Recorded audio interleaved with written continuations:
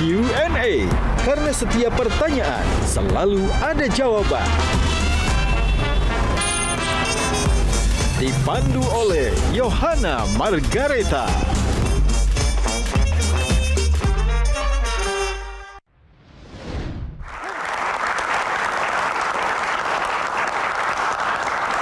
Selamat malam pemirsa, saya Yohana Margareta. Terima kasih sudah menyaksikan Q&A karena setiap pertanyaan selalu ada jawaban. Nah, dari lorong Balai Kota Bogor menuju koridor di Kementerian Dalam Negeri, kali ini Q&A akan memulai episode baru untuk Anda.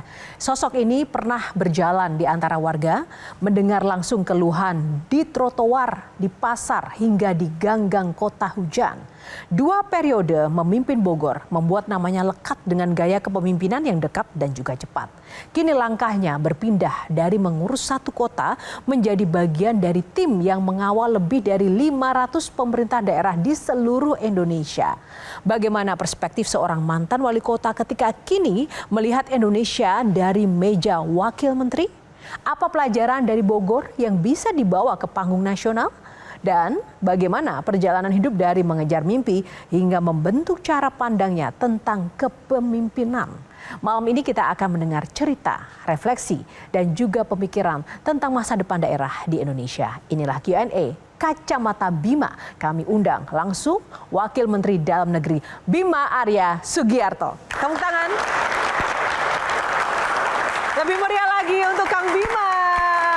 Selamat malam, apa kabar Kang? Silakan berjawab dengan panelis kita. Tepuk tangan untuk panelis Kang Mamang, Shirley Anavita, dan Mas Adi Prayitno. Kang Bima, sebelum duduk boleh berkenan di sini dulu. Apa kabar Kang Bima? Baik, alhamdulillah baik. Kang Bima harus menjawab dengan satu kata yang terlintas di pemikiran Kang Bima ketika saya menyebutkan kata ini. Oke. Dan harus cepat. Oke. Siap ya Kang Bima? Politisi. Cerdas. Kritik. Vitamin. Birokrasi. Melayani. Lari. Menyehatkan. Kacamata. Perspektif. Korupsi. Haram. Zulkifli Hasan. Ketum partai. Tepuk tangan. Terima kasih, silakan duduk. Kang Bima, karena dulu menjadi wali kota itu menjadi pelaku ya di daerah dan sekarang menjadi wasit ketika sudah masuk kementerian. Bagaimana sih rasanya ketika menjadi pelaku yang dulu mengeluhkan banyak hal untuk dapat didengar pemerintah, sekarang menjadi bagian di dalamnya yang juga mungkin harus mempertahankan kebijakan-kebijakan yang dulu dikeluhkan sendiri. Itu gimana Kang Bima? Waktu jadi kepala daerah, ada satu hal yang kita agak kurang paham, yaitu frekuensi rakor, rapat, pertemuan, berjenjang macam-macam. Kadang-kadang saya merasa sebagai kepala daerah itu habis nih waktu kita nih untuk rapat-rapat begitu ya. Jadi adalah masa-masa di mana saya agak-agak suka bolos gitu ya. Mendingan kita ke lapangan aja daripada ikut rapat. Tapi begitu di kementerian saya paham bahwa Indonesia ini begitu kompleks, begitu rumit. 514 kota kabupaten, berjenjang provinsi, ada program kementerian. Itu kalau jalan sendiri-sendiri nggak beres, nggak bisa kemana-mana kita. Makanya fungsi utama dari Kemendagri adalah sinergi, kolaborasi, dan akselerasi. Apa yang paling berubah? Perspektif apa yang paling berubah? Iya, menurut saya koordinasi itu penting. Jadi kalau misalnya kita lepas nih kan. Jadi kalau misalnya jadi kepala daerah nggak akan ngeluh lagi atau gimana nih? Oh iya, jadi ketika jadi kepala daerah, ya risikonya adalah harus bisa membagi waktu, kapan belusukan turun ke bawah, kapan menghadiri rapat koordinasi, dan kapan bisa memilah mana yang seremoni, mana yang substansi gitu. Dan di Kementerian Dalam Negeri pun saya berusaha agar setiap rakor itu efektif, substansinya ada. Lebih enak mana? Jadi kepala daerah atau sekarang langsung? Bukan enak gak enak, ini pengabdian yang berbeda, makomnya berbeda levelnya. Oke, tepuk tangan dulu pemanasannya. Sebelum kita lanjutkan ke panelis, kita saksikan dulu tayangan ini satu ini. Selamat siang Ibu. Sampaikan Bu. Tapi Jalbung.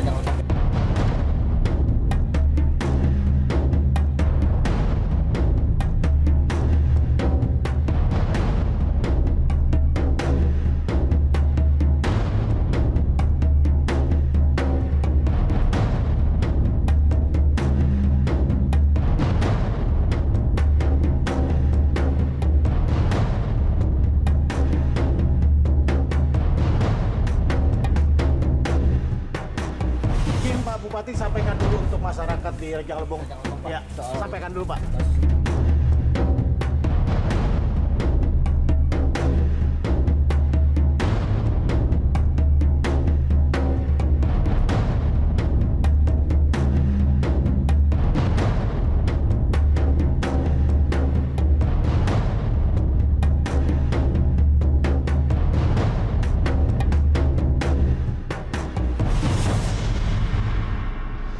Waktu Kang Bima jadi wali kota Bogor saat itu, banyak nggak sih godaan-godaan yang datang dan bagaimana Kang Bima membentengi diri? Saya ingat sekali waktu baru dilantik jadi wali kota, itu berdekatan dengan Ramadan.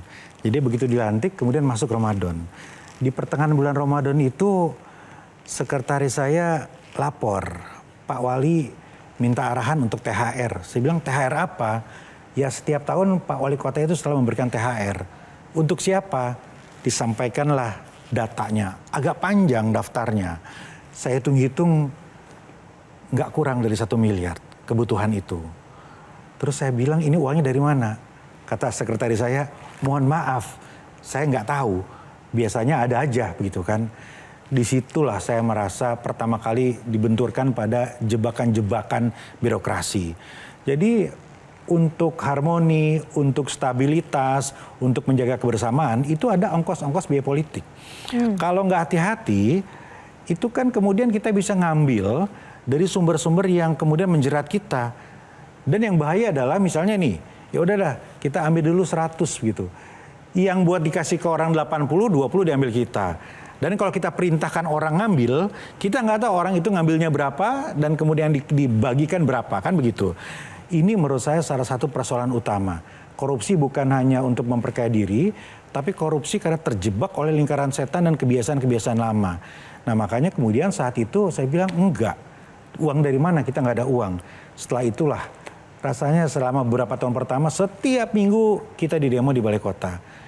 Yaitu orang-orang yang biasanya dirawat dengan cara-cara transaksional tadi. Kalau kita lihat flashback ke belakang, setiap Ramadan itu agak intens. Ya karena itu realitanya. Banyak kepala daerah kemudian yang menggampangkan itu, terjebak kepada pola-pola itu tanpa mampu untuk keluar dari persoalan. Nah menurut saya kita harus kuat. Ada masanya kemudian kita digempur, diserang. Tapi lama-lama orang itu akan hilang. Karena tahu bahwa kita bukan pemain seperti mereka, begitu kan. Dan ada cara kemudian merangkul dengan cara-cara dalam koridor hukum. Bisa lewat APBD, bisa lewat kolaborasi, bisa lewat berbagai macam cara yang bisa merangkul mereka membuat situasi kota juga lebih harmonis dan kondusif. Nah oke, sebelum saya ke panelis kita saksikan dulu satu pernyataan. FAR menerangkan bahwa dirinya berlatar belakang sebagai musisi, ya bukan seorang birokrat. Ini yang disampaikan oleh saudari FAR. Serta dengan demikian, saudara FAR tidak memahami hukum dan tata kelola pemerintahan daerah. FAR mengaku urusan teknis birokrasi diserahkan kepada sekretaris daerah, sementara dirinya lebih banyak menjalankan fungsi seremonial di lingkungan Kabupaten Pekalongan. Itu yang disampaikan oleh saudari FAR pada saat memberikan keterangan. Ini tadi ada pernyataan dari Deputi Penindakan dan Eksekusi KPK Asep Guntur Rahayu soal Fadi Arafik yang menyatakan tidak tahu hukum dan birokrat karena berlatar belakang penyanyi dangdut. Tadi seperti yang disampaikan Kang Bima ya, kadang kan ada kolaborasi atau jebakan hukum yang tidak semuanya itu diketahui. Bagaimana kemudian bisa memahami itu? Dan tidak seperti mungkin kepala daerah lain yang mungkin ketika terjebak dalam hukum berkilah bahwa oh tidak tahu gitu. Pemahaman korupsi itu kan sangat sederhana. Terima, memperkaya diri, membuat orang lain lebih kaya dengan kebijakan-kebijakan yang menguntungkan misalnya, itu kan kemudian bisa dipahami dengan sangat sederhana. Dan nggak perlu belajar lama, dalam situasi sehari-hari kita akan dibenturkan dengan realita itu. Ketika ada pengusaha datang menawarkan sesuatu, ketika ada kepala dinas atau misalnya camat naik menjadi kepala dinas menawarkan iming-iming, itu banyak sekali. Setiap hari dihadapkan pada godaan-godaan itu. Caranya ya satu, paham tentang regulasi itu. The do and the don'ts, mana yang boleh dan mana yang enggak. Dan yang kedua, kita bangun pagar yang berlapis. Jadi kalau jebol di sini ada filter di sini, jebol di sini ada filter di sini. Nah, pagar berlapis ini yang sangat penting, mulai dari ujung terluar sampai ujung terdalam. Pak Wamen, terkait dengan fenomena sejumlah kepala daerah, persoalan korupsi dan dengan menggunakan fasilitas yang dianggap fantastis. Kalau kita mau jujur sebenarnya, apa yang mesti dilakukan oleh Kementerian Dalam Negeri yang mewakili pemerintah tentu saja, supaya tidak ada orang yang kemudian statement seperti Fadia yang mengaku kalau korupsi dia nggak tahu apa-apa. Apa yang mesti dilakukan oleh Kementerian Dalam Negeri untuk mengintervensi supaya calon-calon yang diusung itu bukan hanya asal menang, tapi betul-betul kredibel, berintegritas, dan paham betul persoalan yang dihadapi itu. Saya kira di situ dulu Pak Wamen pertanyaan saya. Setiap ada OTT Mas Adi, saya selalu ditanya oleh wartawan, apa fungsi retret? Apa yang dilakukan oleh Kemendagri? Saya bilang begini, nggak bisa kita mengandalkan sekali retret, kepala daerah kemudian taubat, atau kepala daerah kemudian konsisten dan imannya kuat. Nggak bisa. Setiap perusahaan itu pasti punya cara untuk menjaga soliditas, profesional, para karyawannya. Entah itu perusahaan dalam skala 20 orang atau perusahaan besar dengan ribuan. Keimanan pun begitu. Nih Mas Adi sangat paham nih, beliau kan santri juga nih. Jadi bagaimana keimanan itu bisa naik turun. Membina kepala daerah nggak cukup sekali retret. Retret itu kan cuma entry point aja. Mengingatkan. Nah setelah itu harus diikuti oleh berbagai macam pembinaan dan itu lengkap sebetulnya. Di Kemendagri ada, keuangan daerah ada, kemudian otonomi daerah ada, dari KPK lebih banyak lagi, Kopsurga, monitoring corruption prevention, ada skalanya segala macam, ada lah. Kacamata saya Mas Adi lebih begini, korupsi ini betul-betul dari hulu ke hilir. Kalau hulunya nggak dibenahi, setiap minggu akan ada OTT. Kalau hulunya nggak dibenahi, hulunya itu apa? Hulunya itu cara kita memunculkan pemimpin, cara kita mengkader pemimpin, cara kita memilih pemimpin begitu. Di tengah-tengah ada juga remunerasi. Kan ada orang bilang kan, naikin aja gajinya. Oke, itu salah satu, tapi bukan satu-satunya. Banyak cara. Kemudian birokrasinya mengarah kepada digital, mengarah kepada cashless payment begitu ya.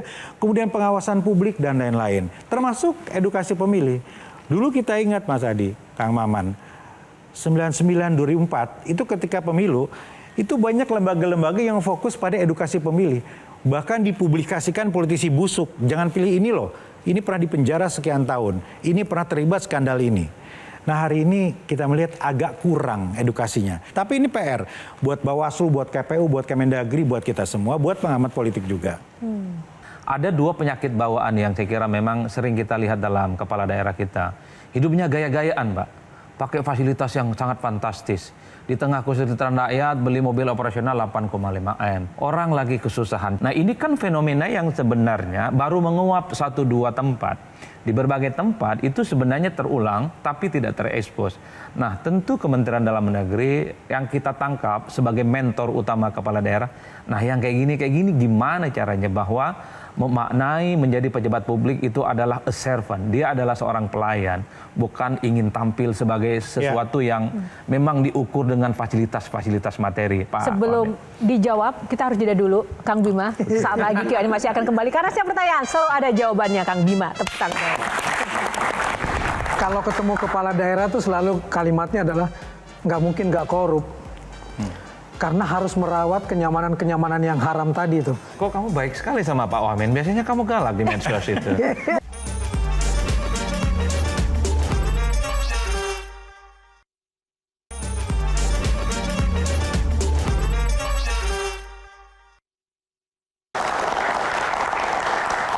Ya, kembali di Q&A masih bersama Kang Bima. Kang Bima silakan tadi menjawab pertanyaan dari Mas Adi Prayitno ya. Bagaimana kemudian mengubah paradigma khususnya para pemimpin daerah itu sendiri? Ada 3 hal Mas Adi. Di awal, di tengah, dan di ujung. Di tengah ini regulasi. Kemendagri punya SIPD, Sistem Informasi Pemerintahan Daerah. Kita cek secara real time. Itu kota kabupaten itu belanjanya kemana aja. Ya, jadi kalau kota kabupaten itu dievaluasi oleh provinsi. Provinsi dievaluasi oleh kami. Kalau ada yang ngaco, maka kita akan kasih peringatan warning. Jangan belanjakan ini, alokasikan ke sana. Tapi ada masanya di mana kami luput.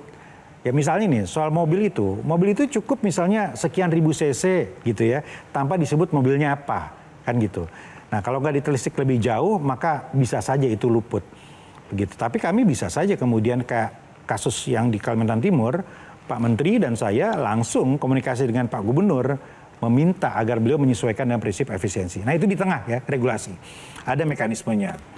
Di ujung itu ada pengawasan dari publik, no viral no justice, apa boleh buat. Itu satu mekanisme kontrol juga. Ya banyak kemudian ketika lolos di sini kemudian itu dievaluasi. Tetapi yang Mas Adi sampaikan tadi juga banyak di wilayah di sini. Ini semua kan tergantung motivasi pribadi. Ketika jadi kepala daerah targetnya apa? Kalau targetnya materi, ya itu aja yang terjadi. Kalau targetnya kursi, itu aja yang dikejar. Tapi kalau targetnya kontribusi, maka nggak akan melangkah ke sana. Nah wilayah inilah yang sulit untuk diukur. 514 kepala daerah. Dalam hati siapa tahu bicara kontribusi, bicara pengabdian. Tapi ternyata targetnya hanya kursi dan materi, kan begitu. Nah makanya kemudian yang di tengah dan di ujung ini adalah realita yang kita hadapi sehari-hari, begitu. Serly ini adalah salah satu mahasiswa Pak Bima ketika masih menjadi dosen di Hubungan Internasional di Universitas Paramadina. Nah pertanyaan Serly adalah, kan ada transisi nih Pak, dari sebelumnya seorang akademisi, kemudian masuk ke politik praktis. Pertanyaan saya adalah pertama, apa sih Pak kekagetan atau kesulitan yang Bapak hadapi ketika sebelumnya Bapak adalah lebih banyak bergerak di dunia pendidikan, jadi dosen, sampai pada akhirnya masuk ke dunia politik. Dan yang kedua, poin positif apa yang Bapak dapat ketika sudah masuk ke dunia politik praktis Pak? Satu hal yang langsung terbentur ketika berangkat dari kampus masuk ke dunia praktis adalah bahwa harus kita punya cara untuk sejauh mana kita memiliki toleransi terhadap hal yang tidak ideal. Gitu. Jadi ketika ternyata di lapangan kita harus keluar uang untuk sesuatu yang menurut kita nggak masuk akal, nah sejauh mana kita berdamai dengan itu. Kemudian ketika dalam praktek pemerintahan ada hal-hal yang menurut kita ini dalam literatur ilmu politik nggak ada nih.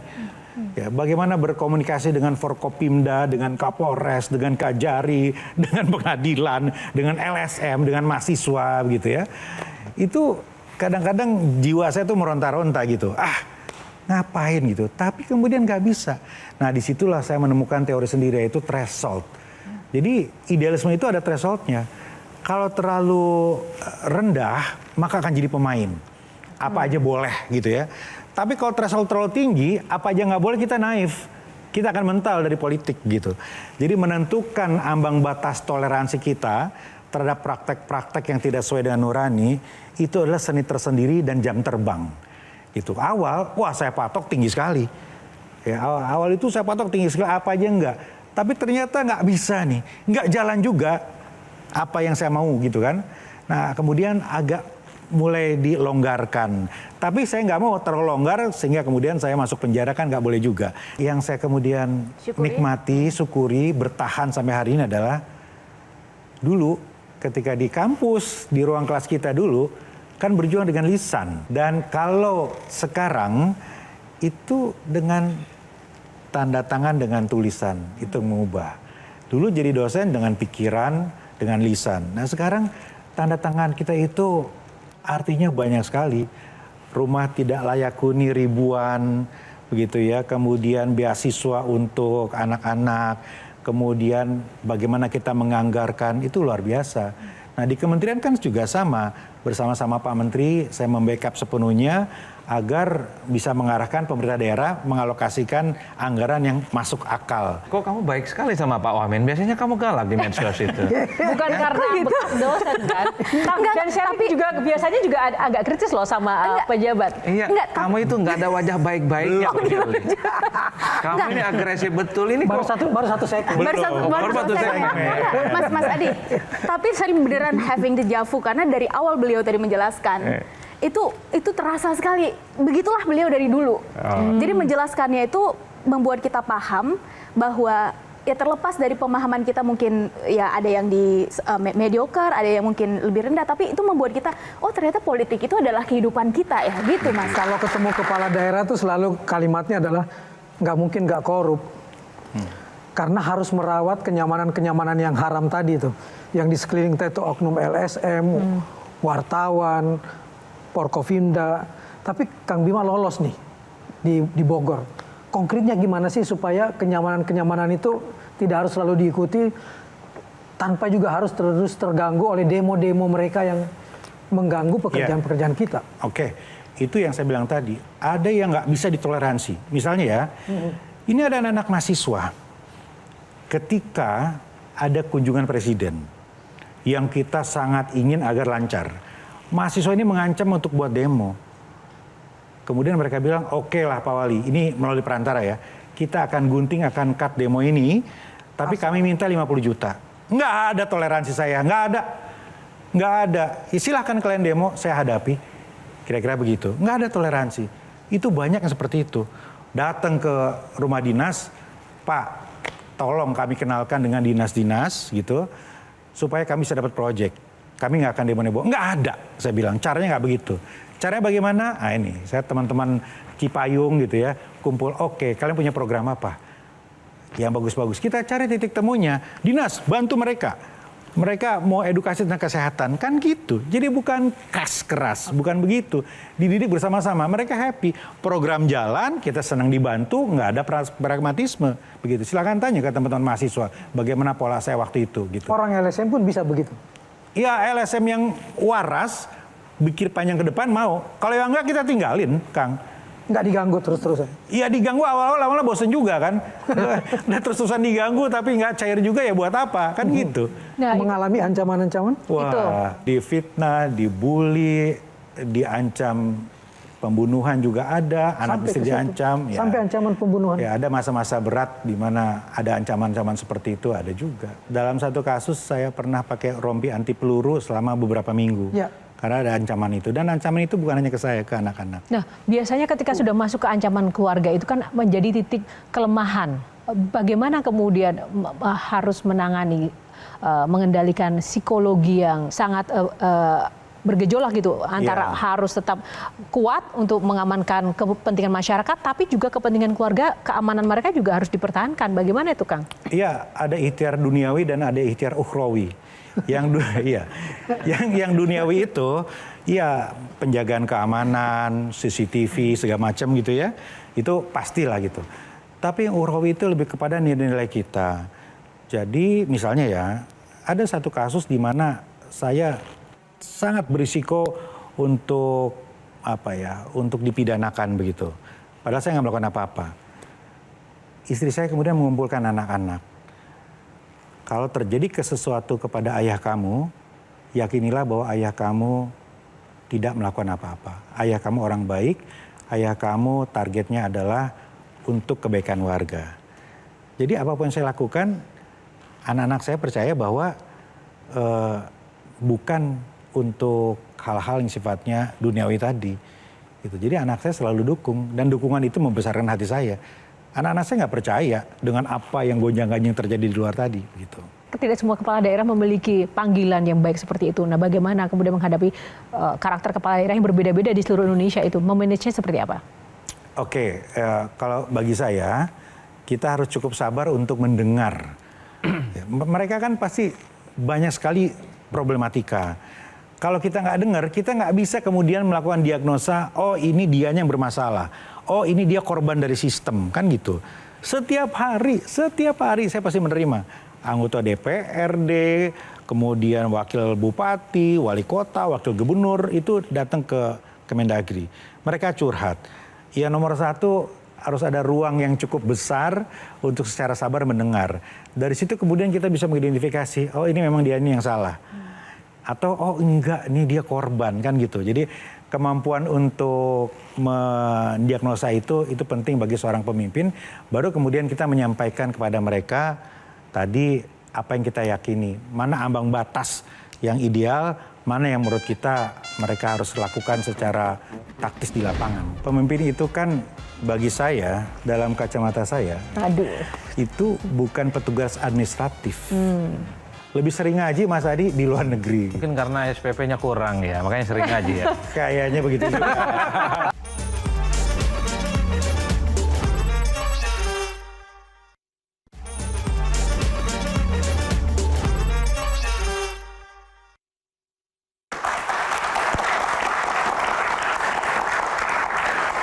Ya, tadi kita sudah banyak sekali ya mendengar perspektif dari kacamata seorang Kang Bima yang ternyata tidak hanya sekedar sosok yang suka pakai kacamata. Dari dulu saya kenal beliau, ternyata itu diimplementasikan dengan konten-konten yang sering sekali viral ya Kang Bima. Apa sih maksudnya membuat konten-konten yang sekarang itu ada tagline-nya kacamata Bima, dan kenapa harus ada, gimana gesturnya Kang Bima?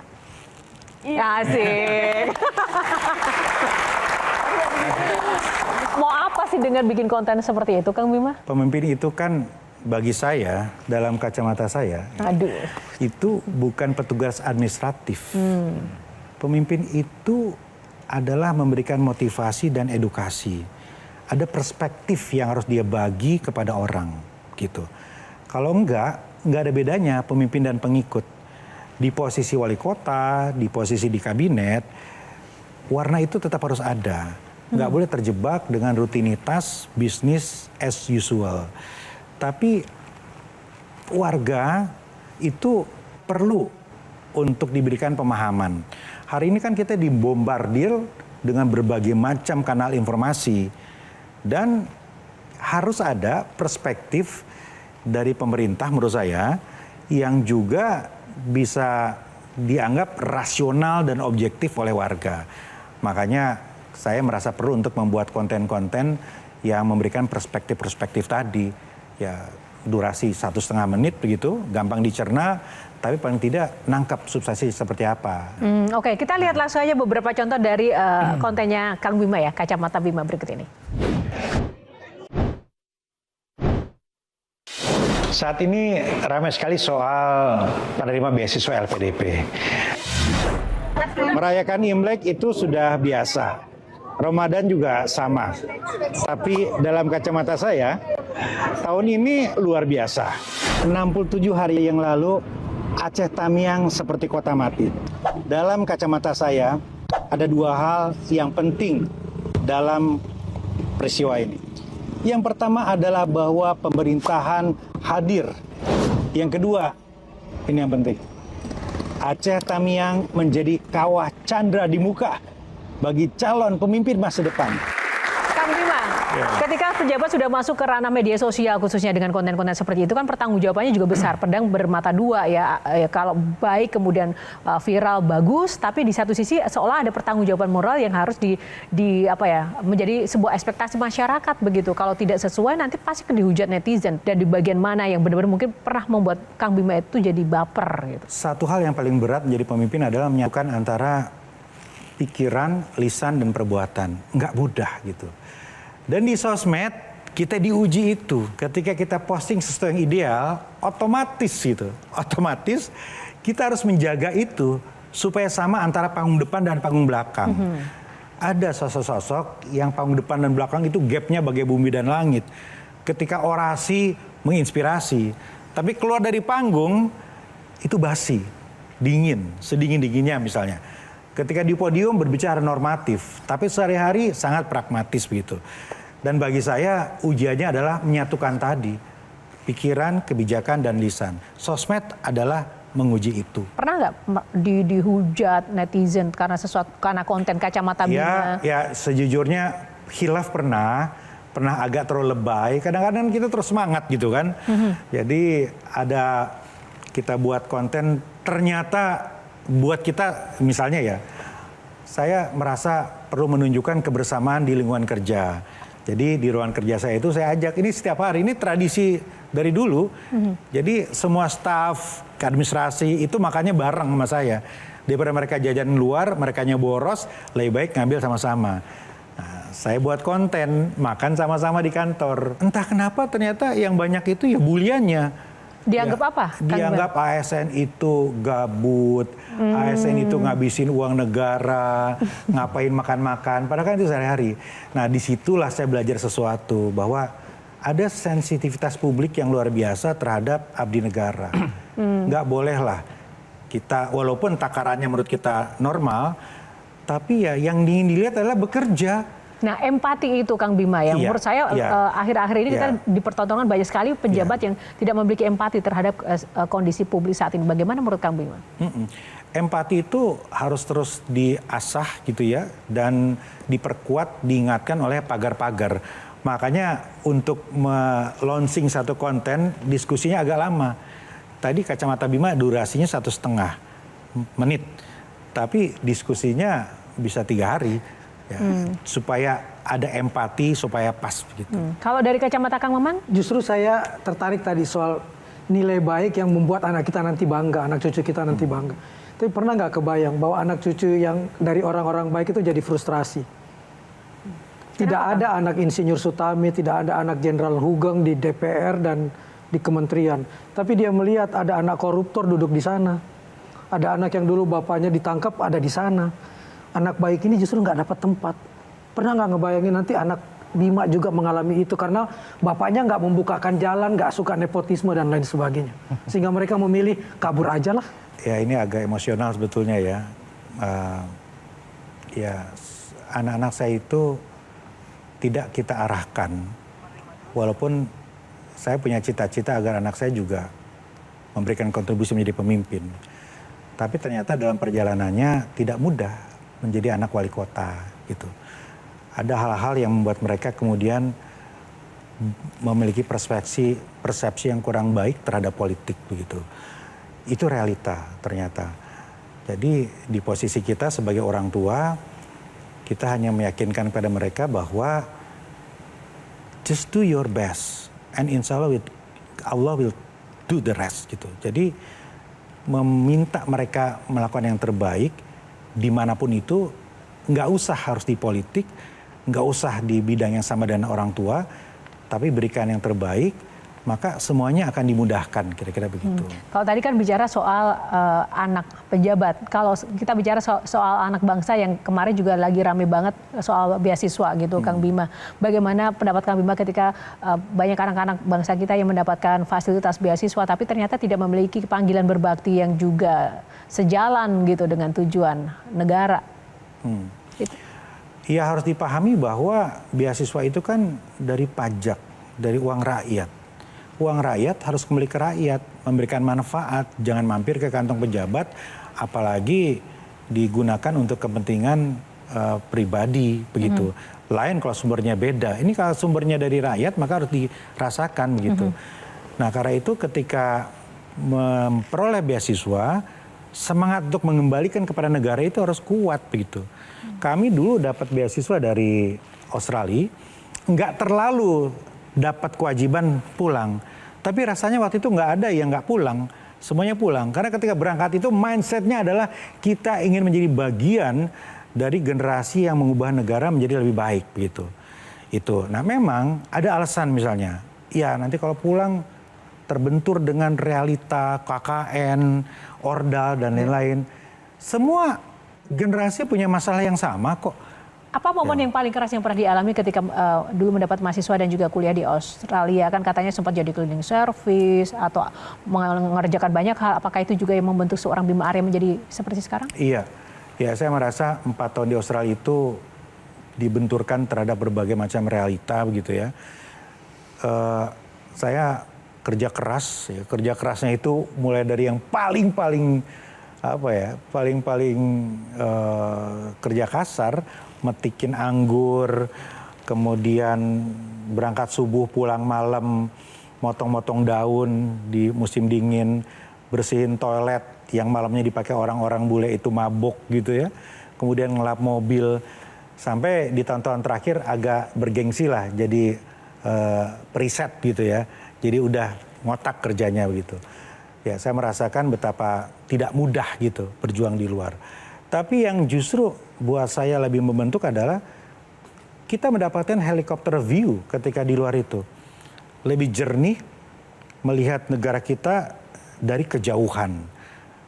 Rasanya lebih nasionalis di luar negeri.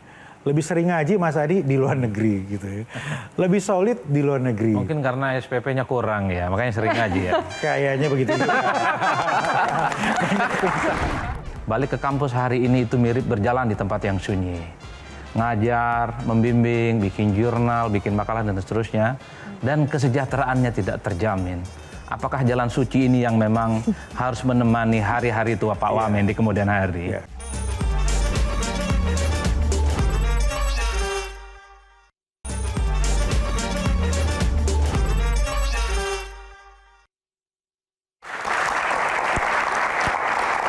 Nah, tadi sudah banyak sekali perspektif yang menarik ya dari kacamata seorang Kang Bima. Tapi aku pengen tahu deh Kang Bima itu nanti ke depan itu pengen ending karir atau mungkin tujuan dari pelayanannya itu menjadi apa sih Kang Bima?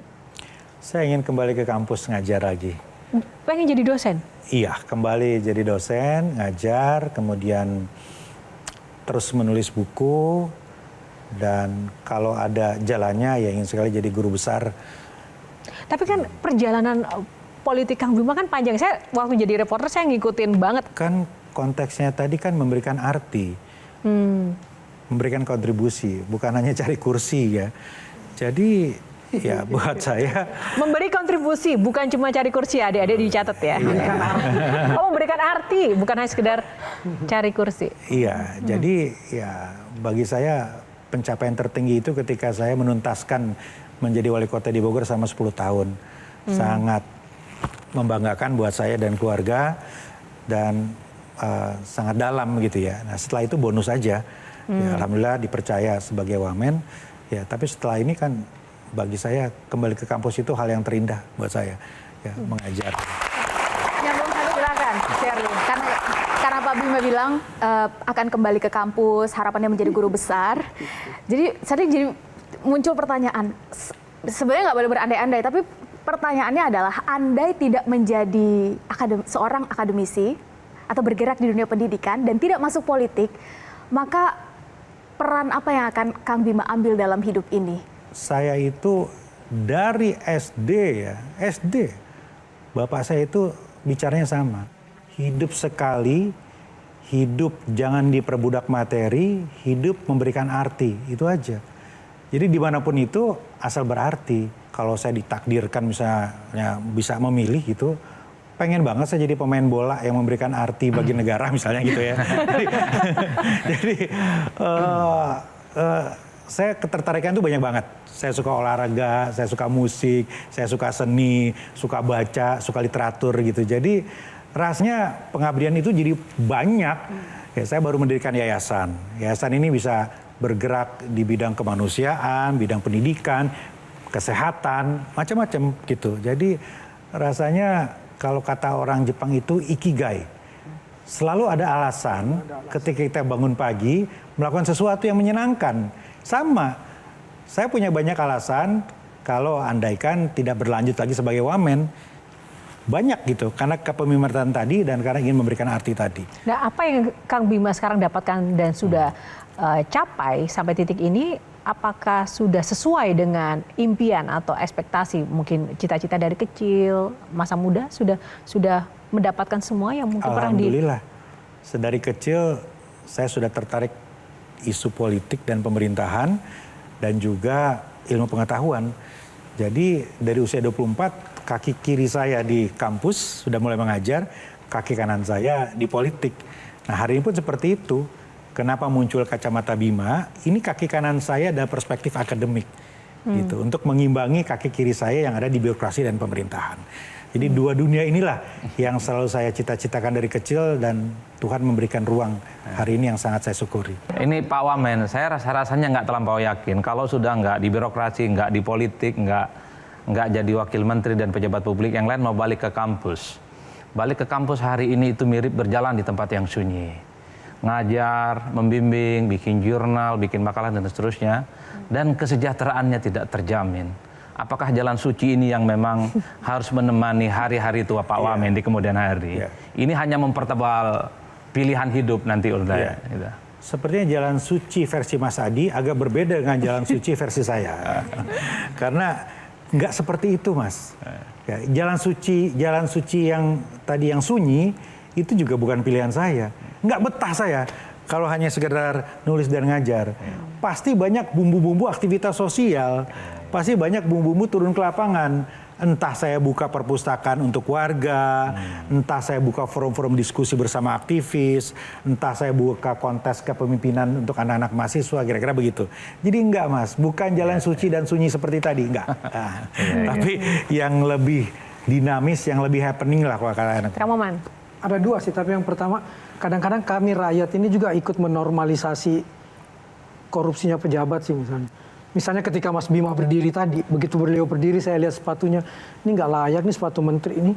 Udah tua gitu, udah belakangnya udah warna memutih dan sebagainya. Nah itu kan kadang-kadang mendorong pejabat untuk dia harus tampil sesuai ideal Konstruksi sosial. konstruksi sosialnya, sehingga akhirnya itu yang mendorong dia jadi korup. Jadi kadang-kadang kami ikut berdosa untuk meminta dia menteri harus pakai mobil yang 8,5 miliar dong. Itu kami juga yang menormalisasi gitu kan. Nah, tapi bagaimana Bima menghindari hal itu, menghindari tuntutan publik untuk tetap menjadi diri Bima sesuai dengan apa yang diharapkan oleh Bapak? Ya bagi saya kehormatan itu diukur dari apa yang kita berikan dan pengabdian, bukan apa yang kita kenakan begitu. Jaket ini jaket Garut loh. Ya, orang-orang kan kelihatan. Iya, kita beli di Garut, kita pesen nih. Menurut saya keren banget dengan harga yang sangat-sangat minim, ini oke. Sepatu ini juga buatan dalam negeri gitu. Jadi ya menurut saya keren-keren aja kalau saya pakai gitu. Apalagi kalau saya sampaikan keren, kan kebawa keren semua. Boleh. Satu terakhir.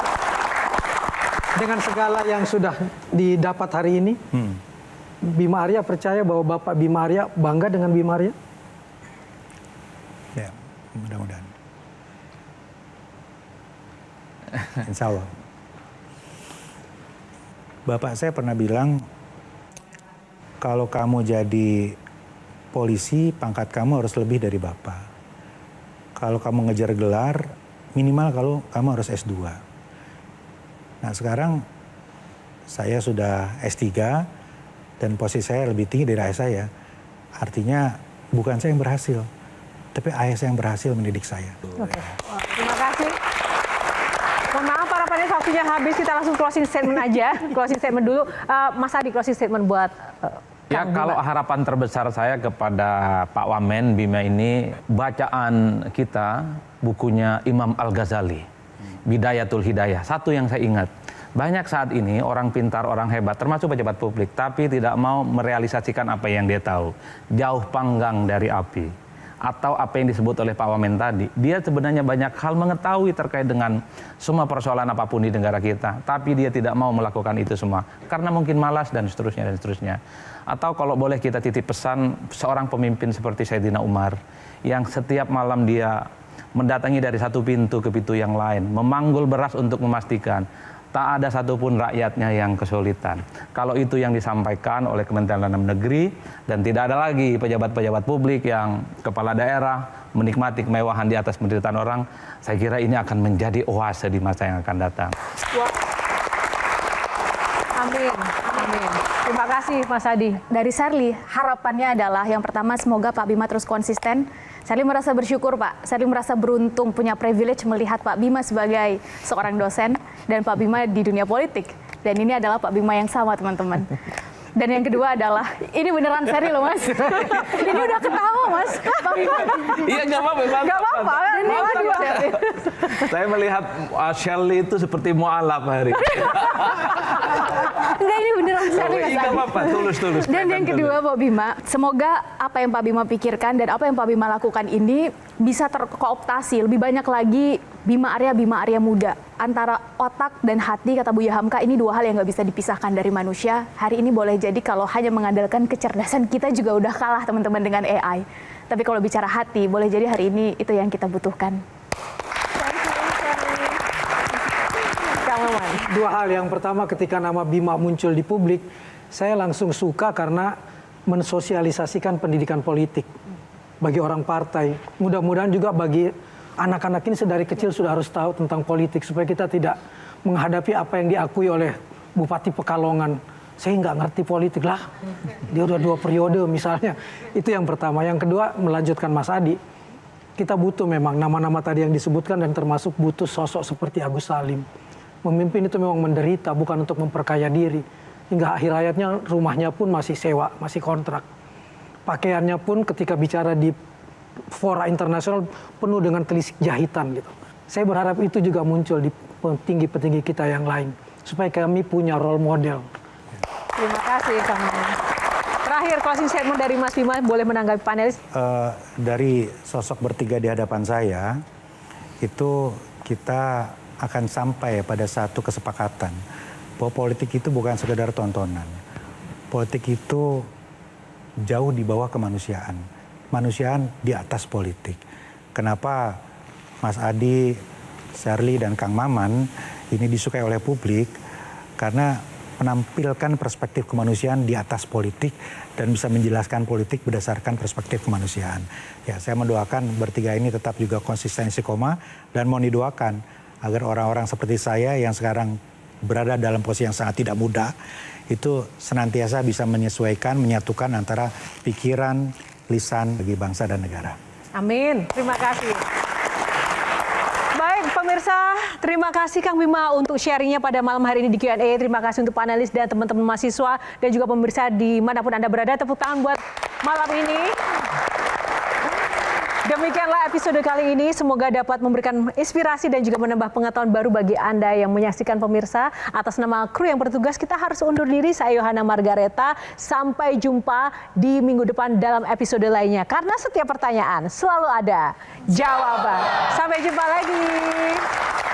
Terima kasih, Kang Bima. Metro TV.